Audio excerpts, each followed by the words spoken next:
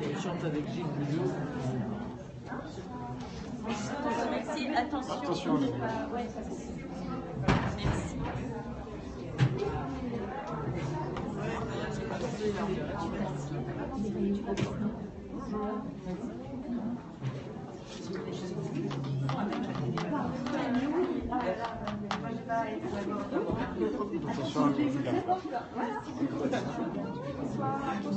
Oui, c'est un sac.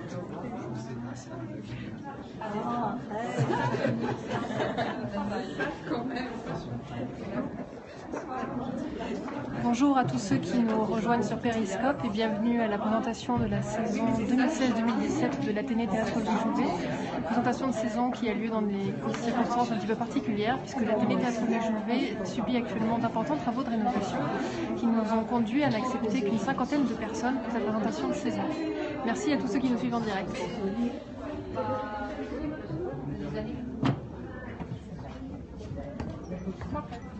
Bonjour, comment ça va?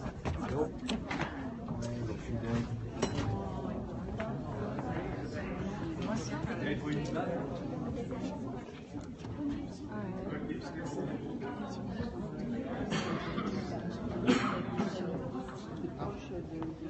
Bonjour.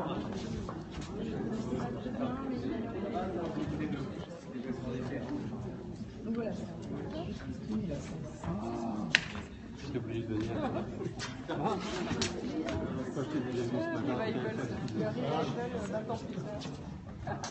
Je vais gueuler.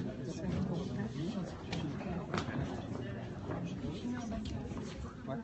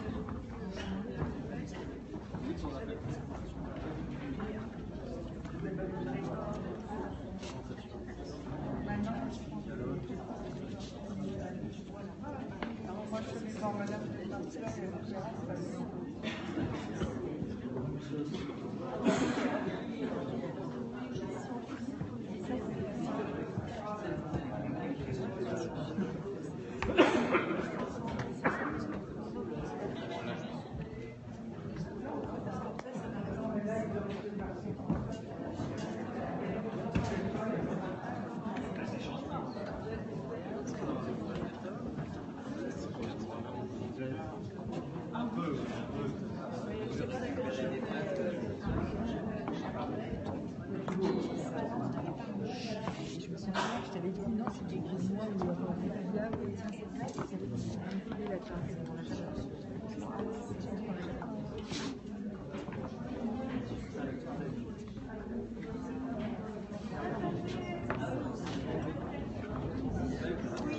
commencer tous ensemble à 7. Non, j'ai pas dansé. J'étais pas là. À chaque fois, je fais Là, me explique quelqu'un d'autre. C'est avec moi. Il est plus long.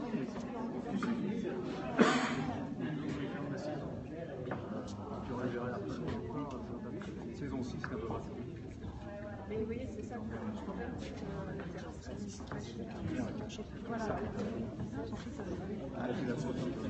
Monsieur Barbu qui est là, c'est Patrice Marasnier, le directeur de l'atelier d'atelier. C'est sur le site. Sur l'essentiel de les 30. Bon, on va commencer, si vous me permettez, parce qu'il est 30 et qu'on a dit, et on est en direct sur une chaîne d'iPhone qui s'appelle Periscope. Je ne peux pas parler plus fort, c'est difficile. Rapprochez-vous un petit peu, ce sera mieux. Donc, on est en direct sur Periscope et on commence exactement à l'heure, dans des conditions de présentation de saison que je crois que personne n'a jamais vu et nous non plus. C'est un peu unique, c'est un peu. Alors, on passe.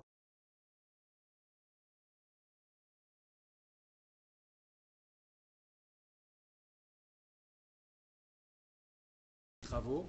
L'Athénée vous sera rendu dans toute sa beauté. Vous ne reconnaîtrez pas la différence et pourtant vous vous sentirez encore mieux.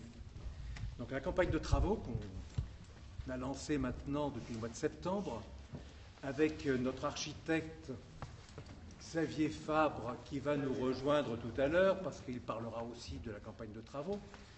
Cette campagne vise avant tout à améliorer l'outil théâtral. Donc c'est ça que vous ne verrez pas en réalité parce que la fosse d'orchestre est derrière moi, que vous pourrez regarder avec les commentaires de Xavier et de son équipe. Cette fosse d'orchestre sera beaucoup plus efficace, beaucoup plus facile à utiliser parce qu'il faut savoir que cette fosse d'orchestre en réalité elle ne devrait pas être là puisque quand on a fait la campagne de travaux il y a 20 ans, le grand architecte en chef des monuments historiques qu'on nous avait imposé à l'époque et qui avait fait une étude préalable, ce qu'on appelle une étude préalable, c'est préalable mais ça coûte très cher pour voir ce qu'il y avait dans ce théâtre, ce qu'il fallait faire pour le restaurer, tout ça, il n'avait pas vu qu'il y avait une fosse d'orchestre. Et il n'avait pas vu non plus que sous l'orchestre, sous le parterre, il y avait un magnifique vide sanitaire. Vous avez décrit une dalle de béton de 30 cm d'épaisseur qui à la fois empêchait que le chauffage soit également réparti dans toute la salle et qui niait toute fosse d'orchestre. Quand, après l'avoir récusé, quelques mois après, on a commencé le chantier et qu'on a retiré les étages de moquette et le plancher tout misérable qui était sous les fauteuils, on a découvert, d'une part, une fosse d'orchestre, une vraie fosse d'orchestre. Mais il était trop tard pour en faire une fosse d'orchestre mécanisée, on n'avait plus les sous, on était engagé dans le chantier. Et puis on a découvert ce fameux vide sanitaire qui nous permet aujourd'hui, vous voyez toutes les petites bouches d'aération là, eh bien ça va être le nirvana du spectateur. Parce qu'au lieu d'avoir chaud, d'avoir froid, selon la place où on était situé auparavant, au lieu de manquer d'air, au lieu de crever, d'être en sueur pendant tout l'été ou dès les mois de juin, on va avoir un chauffage également réparti, on va avoir une ventilation agréable, vous savez, l'air qui monte comme ça, qui permet de respirer, on est bien. Et puis l'été, un refroidissement de l'air. Et ça, un rafraîchissement de l'air, c'est quand même quelque chose d'essentiel pour jouer pendant les périodes d'essai. Voilà. Alors, c'était le point de départ, c'était technique, ça ne se verra pas. Mais on devait aussi refaire les fauteuils, puisqu'ils étaient bien fatigués, 1 million de spectateurs en 20 ans. Les peintures, les peintures du Déaule et tout ça, elles étaient sales, mais surtout elles étaient moches. Et elles étaient un peu tristes. Donc, on a saisi l'occasion pour refaire les peintures. Et puis tout un tas de petites choses qui seront l'Athénée que vous aimez, tout simplement en mieux. Alors, il faut qu'on le dise, parce que cette campagne de travaux est est soutenu par le ministère de la Culture. Alors je sais qu'il y a Alain Lénert du ministère de la Culture qui nous écoute sur Périscope, on va le saluer, voilà, merci Alain, et par le Conseil régional d'Île-de-France. Alors c'est un théâtre qui en fait va rester le même comme on le dit, mais qui va évoluer comme il évolue depuis une vingtaine d'années ou même plus encore, depuis que c'est un théâtre public, un théâtre subventionné par le ministère de la Culture. Et vous avez compris que la fosse d'orchestre, c'est pour vous permettre de mieux entendre de la musique.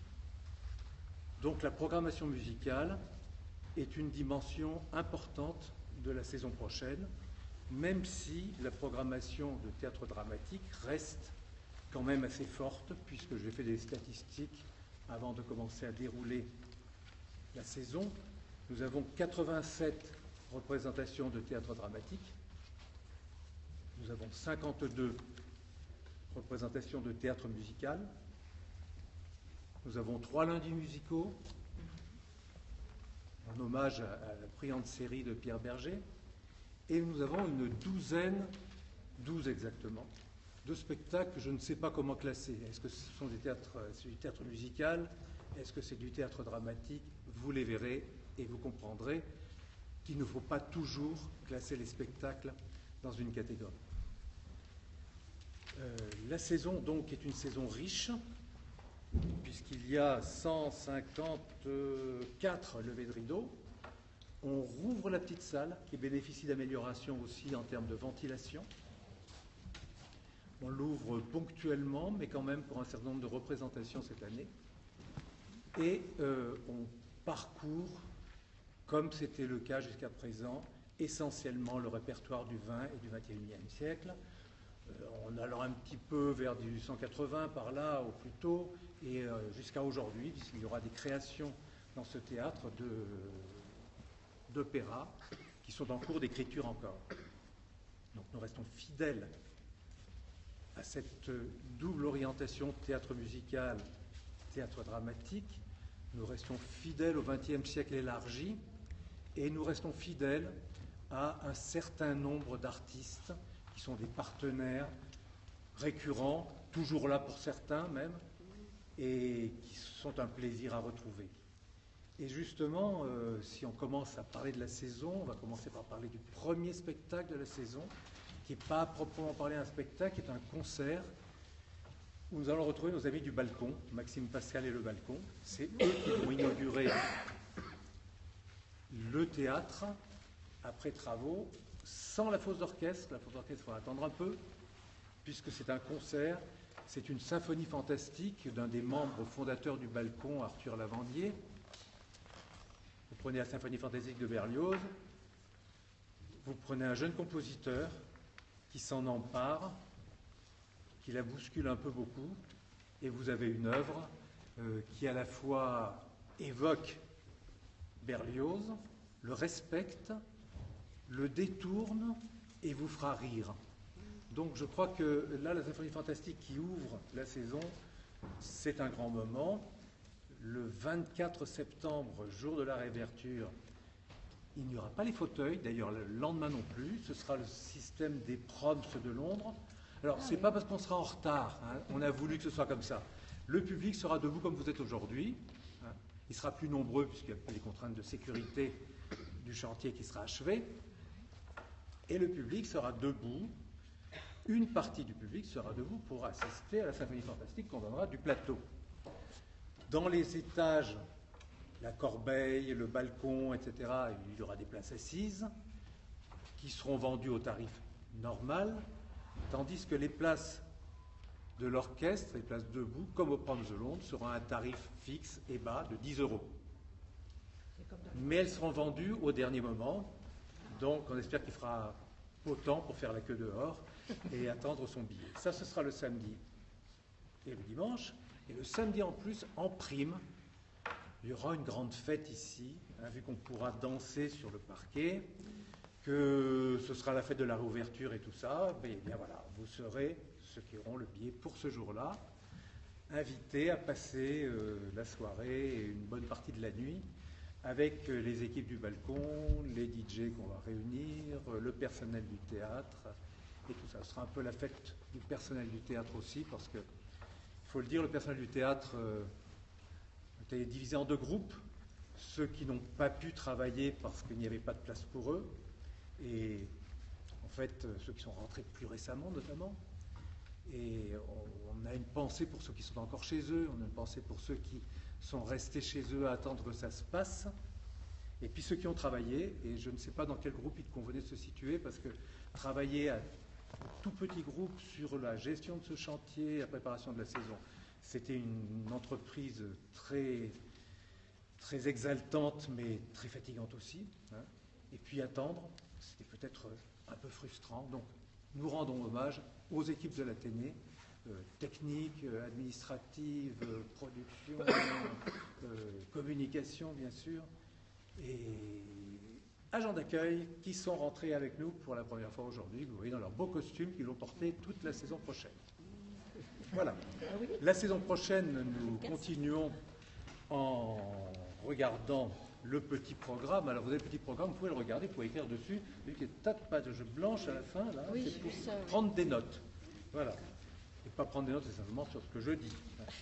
Donc nous ouvrons après le balcon avec Philippe Cobert, le retour de Philippe Cobert. Voilà un artiste qu'on a plaisir à revoir ici à chaque fois, mais ce serait difficile d'imaginer qu'on n'ait pas envie de le voir, vu la bête de scène que c'est, d'une part, et vu aussi l'écrivain que c'est la dimension qu'on a tendance à oublier chez Philippe Cobert, c'est qu'avant tout, c'est un écrivain de théâtre hors de pair. Voilà, il sait écrire pour le théâtre. Et donc, il continue sa saga. Alors, quand il y a des éléments qui lui paraissent riches et insuffisamment illustrés dans ce qui a précédé, dans L'Homme qui danse par exemple, eh bien, il prend un de ces éléments et il en fait un nouveau spectacle, d'où le bac 68. Il a passé son bac en 68. Hein. C'est vrai que c'était très difficile en 68 de passer son bac. Donc il a passé son bac en 68, il l'a eu, curieusement, et il en fait un spectacle où il met toute son énergie, mais c'est un nouveau spectacle. C'est un développement de ce qu'il avait déjà fait dans L'Homme qui danse, mais ce n'est pas la même chose, c'est un regard différent. Et puis, puisque c'est à la demande générale qu'il donne toujours La danse du diable, que la danse du diable, c'est un chef-d'œuvre aussi, et que ça a déjà été donné ici, et que ça avait été créé à Paris, au théâtre Édouard VII, juste en face, pour Pierre Berger. Il nous redonne, il nous fait un cadeau d'un certain nombre de danses du diable ici. Je pense que ceux qui n'ont pas vu la danse du diable vont venir voir la danse du diable, parce qu'il faut l'avoir vue dans sa vie au moins une fois. Et ceux qui ne l'ont pas vu reviendront. Beaucoup de ceux qui l'ont vu déjà reviendront. Donc Philippe Cobert, on dit 3 fois, parce qu'il y a un 3e spectacle de Philippe Cobert, metteur en scène cette fois-ci. Et en réalité, la genèse de ce spectacle est complexe, parce que c'est Clémence Massard qui l'a écrit et qui l'interprète. Et Clémence, c'est l'œil extérieur, une de ces 2 paires d'yeux extérieurs qui ont accompagné Philippe Cobert dans la création de tous ces spectacles, de sa série, de ses sagas. Et Clémence est restée très proche de Philippe avec les années, puisque ça fait 30 ans ou 40 ans qu'il a commencé son cycle. Et je dois dire qu'elle est venue ici au théâtre et il y avait une double frustration. Quand Philippe jouait, elle était frustrée de ne pas être sur scène, puisqu'elle est comédienne elle-même, une comédienne extraordinaire. Et nous étions un peu frustrés de lui donner tous les soirs des places, parce que ça réduisait la jauge disponible. Donc on s'est dit, on va résoudre le problème, les 2 problèmes d'un coup. Clémence va jouer dans la petite salle un petit spectacle merveilleux, qui s'appelle L'Asticot de Shakespeare, que Philippe a mis en scène. Donc je crois que là, vous avez un début de saison après le balcon, très théâtral, qui vous permettra d'avoir le plaisir du théâtre, le plaisir que Philippe Cobert peut vous apporter. Ensuite, notre premier spectacle musical. Ça fait 5 minutes, c'est ça? 15? J'avais promis que je ferais 15 minutes. Alors je m'arrête ou je continue? Je vais vite jusqu'à la fin? Vite jusqu'à la fin. Non, parce qu'en fait, vous êtes debout, on comprend bien que c'est une situation pénible.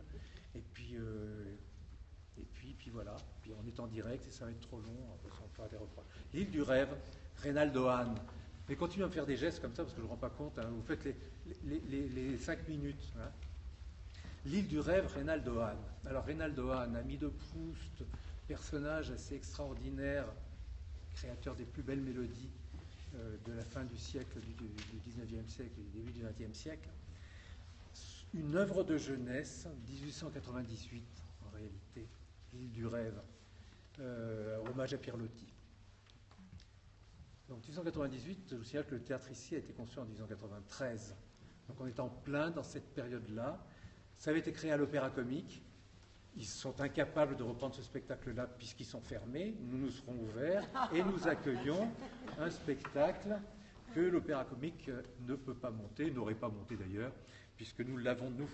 Donc c'est un jeune chef d'orchestre, Julien Masmondé, qui a redécouvert cette œuvre et qui en dirige la partition de façon magnifique. C'est une œuvre magnifique musicalement et scéniquement, on est encore en train de travailler puisqu'il y a eu une première version qui a été présentée au Théâtre de la Coupe d'Or à Rochefort.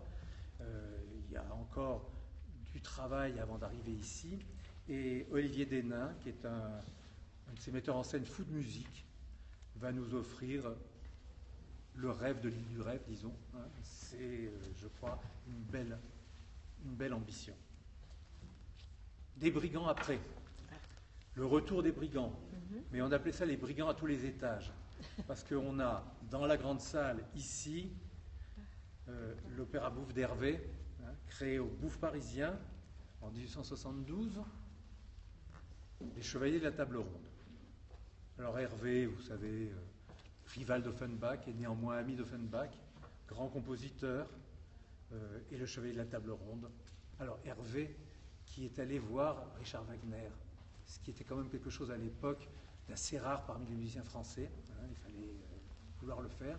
Je ne dirais pas que cette musique est wagnérienne, tant s'en faut, mais je dirais qu'il y a un peu d'esprit de Wagner, et notamment grâce au metteur en scène Pierre-André Weitz, qui est le décorateur des opéras wagnériens, notamment d'Olivier Py.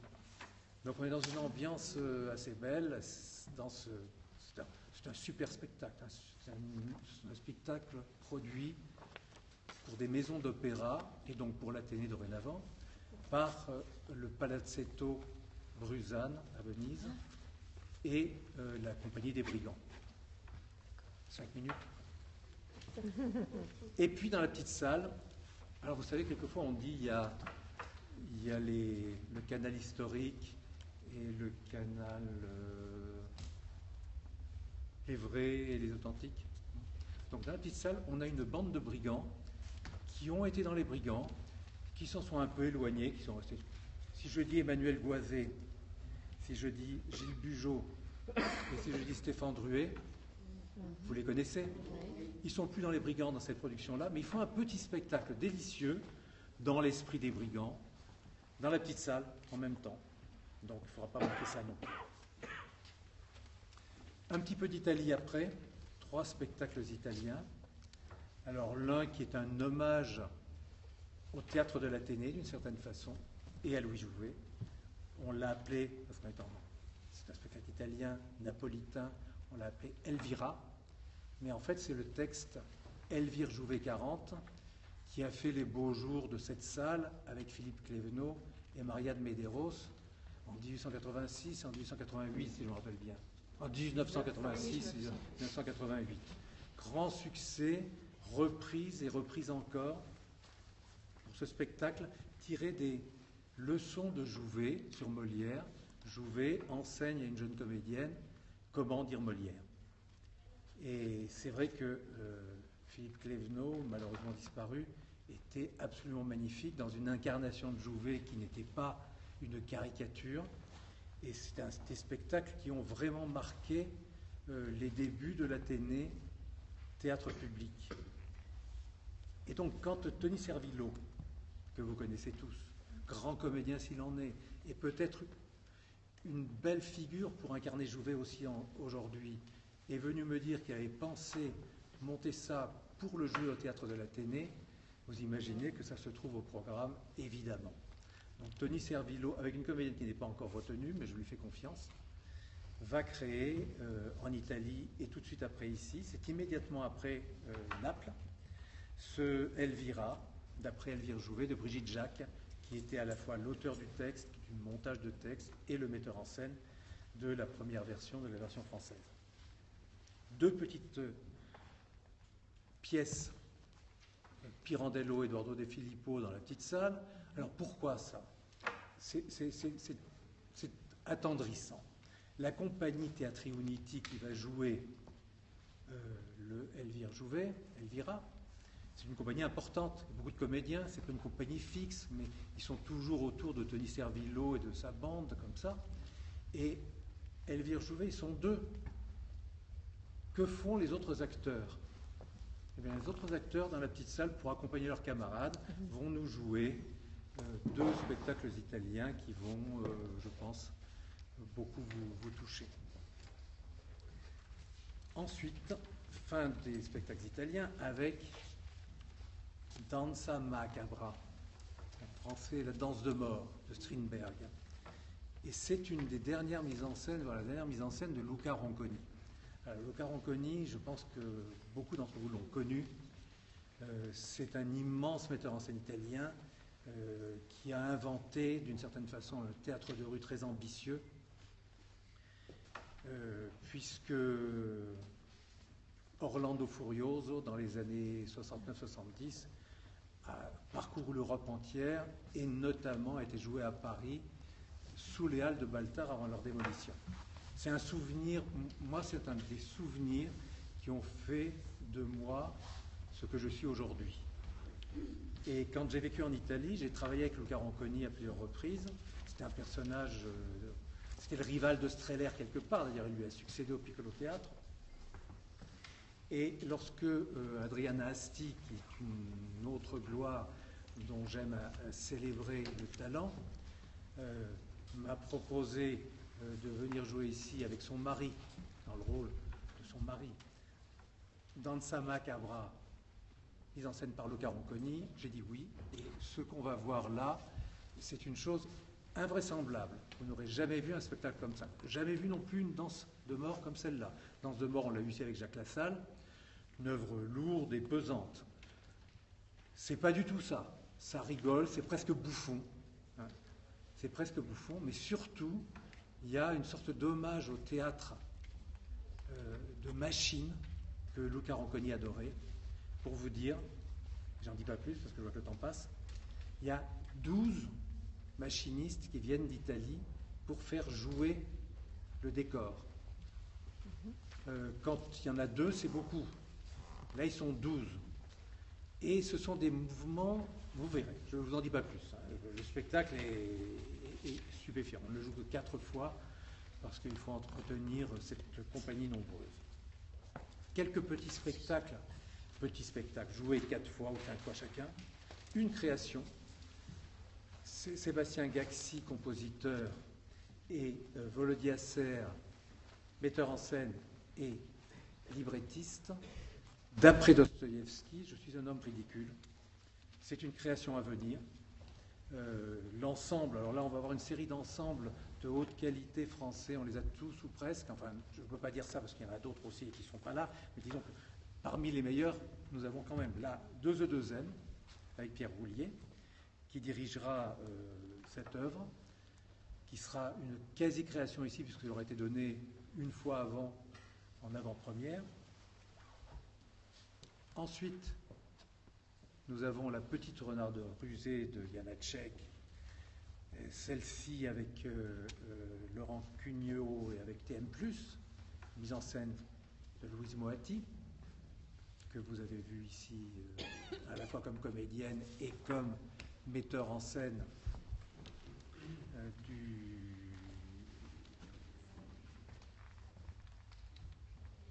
du Kaiser d'Atlantis, merci beaucoup. Voilà. Ensuite, nous aurons l'ensemble Musica di Gella avec son chef Takenori Nemoto qui va nous redonner une version très différente de celle du Balcon Igneto du Pierrot lunaire avec des marionnettes Bunraku. C'est un spectacle, alors celui-ci existe, magnifique, très, très émouvant, très moment de grâce, comme La Petite Renarde de dont je n'ai pas parlé tout à l'heure aussi, qui mélange à la fois des marionnettes, de la vidéo. C'est un spectacle étonnant, tout à fait étonnant. Et puis enfin, dans la série des 4 petits opéras que nous présentons, une pièce de Peter, un des 4 ou 5 opéras de Peter Maxwell Davies, Le Phare, The Lighthouse, opéra de 79, qui en fait est un des rares occurrences de ce qu'on appellera, si vous voulez bien, l'opéra policier. Alors il y a le roman policier, il y a le film policier, il y a le chien policier, et il y a l'opéra policier, c'est-à-dire que l'intrigue est une intrigue policière. Je peux vous la raconter parce qu'elle est assez excitante. Vous avez un phare sur une île, 3 hommes sont chargés de son service, et un jour de la côte, on voit que le phare a cessé de s'allumer ou de s'éteindre, on le très bien. Donc on dépêche des hommes sur l'île, et effectivement le phare est là, bien sûr, il est resté. Tout est là, le repas est servi sur la table, personne n'y a touché, et les 3 hommes ont disparu. C'est le sujet de l'opéra. Alors pour savoir, là je suis en train de faire... C'est une publicité mensongère, je vous dirai que pour savoir ce qui s'est passé, venez voir le spectacle. Oui, bien sûr. C'est suspense. Et c'est une publicité mensongère parce que je crois qu'on ne le sait pas. Ah, voilà. d'accord. On termine la saison avec, avant le retour du balcon, qui la clora tout à l'heure, un hommage, on pourrait appeler ça un hommage à une comédienne, chanteuse, cantatrice, personnalité très très forte, qui s'appelle Marianne Pousseur. Marianne Pousseur, c'est la fille du compositeur Henri Pousseur. Et c'est une voix extraordinaire, une présence scénique extraordinaire, et elle invente des tas de choses, et elle compose aussi. Donc elle nous a monté une trilogie sur des textes de Yanis Ritsos, Ismène, Phèdre et Ajax. Et pour ces 3 pièces, elle a composé ou fait composer des musiques de scène qu'elle interprète toute seule. Alors, c'est très particulier, c'est magnifique à voir. La première pièce, Ismène, est accompagnée de musique de Georges Apergis, pour vous donner l'esprit, et les 2 autres pièces, musique de Marianne Pousseur elle-même. Il y a des éléments de décor dont elle se sert pour jouer la musique. Elle parle, elle chante. Alors c'est ce spectacle-là qu'on ne sait pas où classer, parce qu'on peut dire c'est le texte de Ritsos, qui est un très beau texte, qui sont 3 très beaux textes, ou bien alors c'est une œuvre de théâtre musical avec de la musique et des interventions vocales, à la fois parlées et chantées. Je pense qu'il faut voir les 3 pour voir aussi le portrait d'une personnalité tout à fait hors de pair. On termine la saison maintenant, comme on l'avait commencé, avec le balcon. Et le balcon, nous lui avons fait rencontrer Pierre-Henry. Vous savez l'affection que, en tant que directeur de Paris Carté, j'ai pour Pierre-Henry, qui a été un invité à de nombreuses reprises. Et je lui ai proposé à plusieurs reprises de venir ici. Et ça ne s'est jamais fait, à vrai dire. On a avancé sur des projets, ça ne s'est jamais fait. Et un beau jour, je lui ai proposé de rencontrer les jeunes du balcon qui nourrissent une grande révérence pour le maître qu'il est. Et je me souviens de cette rencontre chez Pierre-Henry, avec un Pierre-Henry qui était très fermé au début, un Maxime Pascal qui était séducteur avec son équipe, vous pouvez l'imaginer, et Pierre disant « Oui, mais un chef d'orchestre, moi je déteste les chefs d'orchestre, j'étais percussionniste quand j'ai commencé ma carrière de musicien, et si vous saviez ce que j'ai fait pour mettre dans l'embarras les chefs d'orchestre, à donner à contre-temps les coups de timbales, etc., hein, c'est ça le chef d'orchestre pour moi, c'est celui qu'il faut embêter. » Ça a commencé comme ça. 1 heure après, ils étaient copains comme cochons, et ils inventaient un projet qui est un projet, je crois, assez remarquable. Pierre-Henry a écrit une pièce qui s'appelle Dracula. Alors Dracula, grosso modo, c'est la musique orchestrale de Wagner. Donc Pierre a fait des montages au magnétophone, avec le ciseau, etc., d'œuvres orchestrales, soit alors des interludes, soit des préludes d'Isolde, etc., de Wagner. Et puis il a rajouté dessus ses musiques à lui, ses musiques électroniques. Et il y a donc comme ça, comme un concerto pour Wagner orchestral et musique électronique de Pierre-Henri. Alors l'idée qu'ils ont eue tous ensemble, ça a été de retranscrire pour balcon la musique orchestrale de Wagner et de demander à Pierre de rejouer sa partition électronique sur une musique vivante. Et ça, c'est rarissime. Pierre n'a jamais fait des choses comme ça. Et je dois dire que c'est un projet qui nous tient beaucoup à cœur et qui sera une fin de saison 16-17, à mon avis, aussi étonnante que excitante. Alors j'ai largement dépassé, je vous demande pardon puisque la station de vous n'est peut-être pas toujours agréable et de recommencer à faire froid en plus. Mais je crois que maintenant on peut donner la parole à notre architecte en vous remerciant de votre attention. Notre architecte Xavier Fabre qui a... Bonjour monsieur. Qui est en charge... C'est pas fini. Hein. Voilà, la rénovation de ce théâtre et son amélioration. Il va vous parler un peu et puis il va découvrir cette maquette de l'Athénée qui est juste au milieu de vous. Voilà. Et ensuite, vous allez pouvoir vous disperser. Alors, je tiens juste une chose. 2 nouveautés à l'Athénée quand même. La brochure, il y a à la fois un agenda et l'essentiel des textes, plus riches encore, sont sur Internet. Deuxième nouveauté, nous accueillons Clémence au bar. Mio Padre nous a quittés, c'était un mariage d'amour, mais qui a duré comme un mariage d'amour quelques années, et Clémence nous rejoint, et c'est Clémence qui va nous accueillir tout à l'heure pour un verre tous ensemble. À toi. Je vais être très bref. Merci d'accepter l'État dans ce chantier, puisque c'est encore un chantier pour 2 mois pour que nous puissions tout terminer. Je crois que Patrice a bien expliqué les travaux qui sont en jeu, en termes scénographiques, en termes de confort, en termes musical. Si je peux résumer l'histoire, c'est l'histoire d'un phare qui a été fermé pendant 1 an. Et il y avait encore de la lumière, mais on ne savait pas ce qui se passait dedans. Et des gens reviennent et s'aperçoivent qu'en plus de la lumière, on s'est occupé du son, on s'est occupé de l'assise, on s'est occupé du repas, de la boisson, et vous allez pouvoir en profiter tout de suite.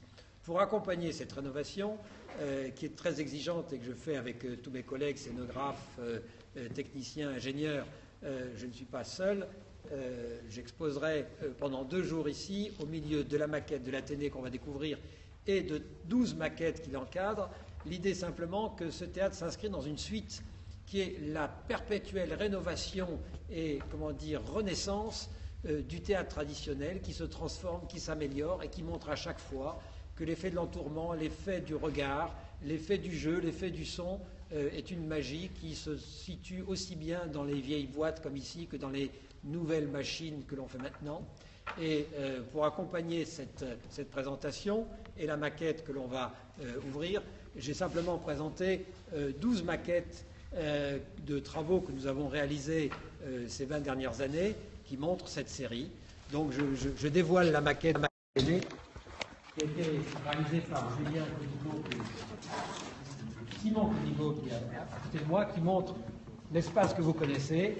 Et je présenterai demain et après-demain les différentes maquettes et je serai à votre disposition pour vous expliquer tous les enjeux de la rénovation d'un lieu théâtral qui est un ouvrage extrêmement complexe parce que c'est un lieu unique où tout joue avec tout. Voilà, donc merci à vous et bonne visite. Merci.